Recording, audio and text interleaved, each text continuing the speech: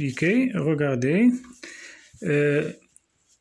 J'ai un corpus de phrases. L'élève dit à son professeur, j'ai fait mes exercices.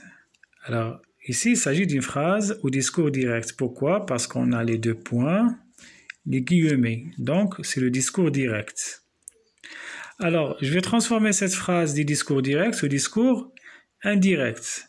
Je vais avoir l'élève dit à son professeur qu'il a fait ses exercices. Alors, qu'est-ce qui a changé dans cette phrase?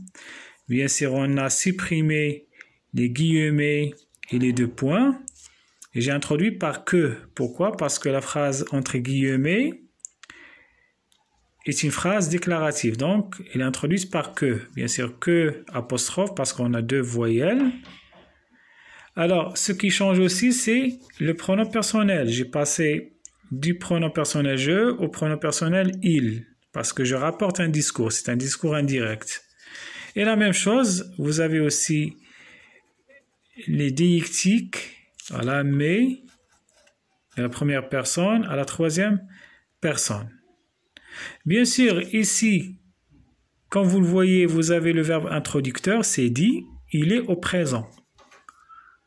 On a dit que lorsque le verbe introducteur est au présent ou bien au futur, le verbe qu'on a entre guillemets ne change pas. Alors, quand vous le remarquez, lorsqu'on est passé du discours direct au discours indirect, bien sûr, j'ai le passé composé, j'ai fait le passé composé. Au discours indirect, j'ai gardé le même temps qui est le passé composé.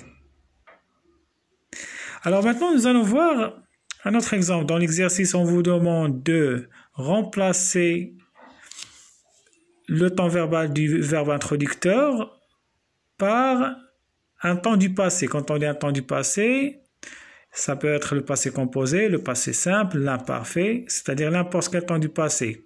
Et comme on l'avait déjà expliqué, on a dit que lorsqu'on a le verbe introducteur au passé, bien sûr, le temps verbal qu'on a entre guillemets change. Bien sûr, on a déjà vu ça en leçon. Et je vous ai déjà envoyé un tableau de changement. Le tableau, bien sûr, de changement lorsque le verbe introducteur est au passé. Vous l'avez dans votre cahier de leçon.